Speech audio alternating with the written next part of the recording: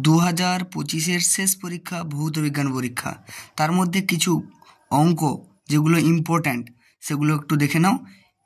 4.9-এর অথবা ABC মৌলতিনটির পরমাণু ক্রমাঙ্ক যথাক্রমে Z-2, Z, Z+1। Z একটি নিষ্ক্রিয় গ্যাস। A ও C কোন শ্রেণীতে অবস্থিত? কোনটি ধাতু? A ও C দ্বারা গঠিত যৌগের সংকেত কি? দেখো বলেছে জেড হচ্ছে কি নিষ্ক্রিয়, তাহলে জেড প্রথমেই আমি আসছি কি জেড কি নিষ্ক্রিয়, তাহলে বি হচ্ছে কি নিষ্ক্রিয় একটি, মানে বি হতো বি একটি কি নিষ্ক্রিয় গ্যাস, এটাই হতো বি একটি নিষ্ক্রিয় গ্যাস হতো, ঠিক আছে।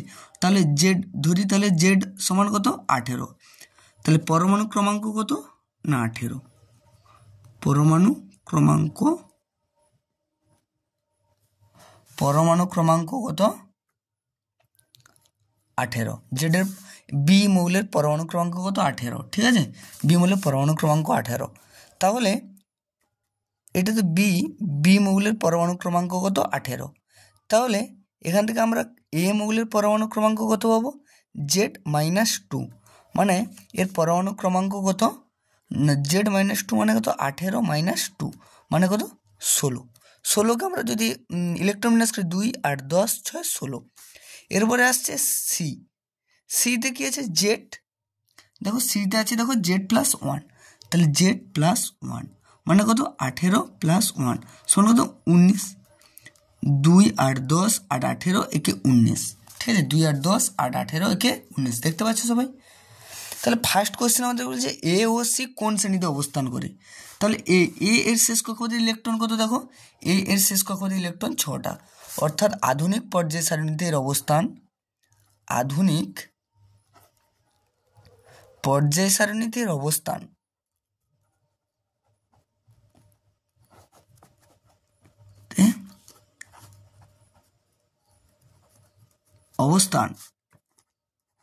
এ এর কত হবে 10 + 6 সমান 16 নম্বর শ্রেণী। আর সি এর অবস্থান কি হবে, সি এর অবস্থান কত হবে 1 নম্বর শ্রেণী। নেক্সট কোয়েশ্চেনের দিকে খেলো, কোনটি ধাতু? আচ্ছা এখান থেকে বলো যে কে ইলেকট্রনটাকে ত্যাগ করে দিতে চাইবে, শেষ কক্ষপথের ইলেকট্রন সংখ্যা যার 1 সে কি করবে ইলেকট্রনটাকে ত্যাগ করে দিতে চাইবে, অর্থাৎ বির উত্তরে কি আসবে সি হলো ধাতু, যে ইলেকট্রন ত্যাগ করার ক্ষমতা রাখে সেই কি হচ্ছে সি হলো ধাতু। সি দেখিয়েছে এ ও সি দ্বারা গঠিত যৌগের সংকেত কী হবে, তাহলে আমরা এর শেষ কক্ষপথের ইলেকট্রন কত আছে, এর শেষ কক্ষপথের ইলেকট্রন আছে 6টা, কটা 6টা, 1টা 2টো 3টে 4টে 5টা 6টা, ঠিক আছে। তার চতুর্দিকে কত থাকবে সি থাকবে, দুই দিকে কী থাকবে সি থাকবে,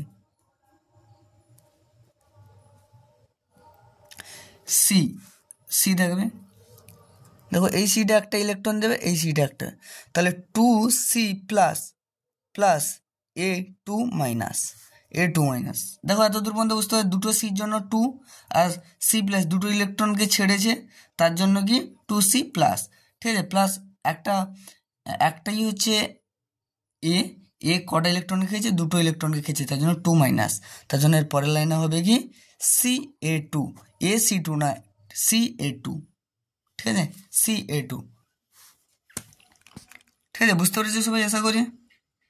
দেখে নাও ভালো মতো দেখে নাও, এটা আসতেও পারে এটা।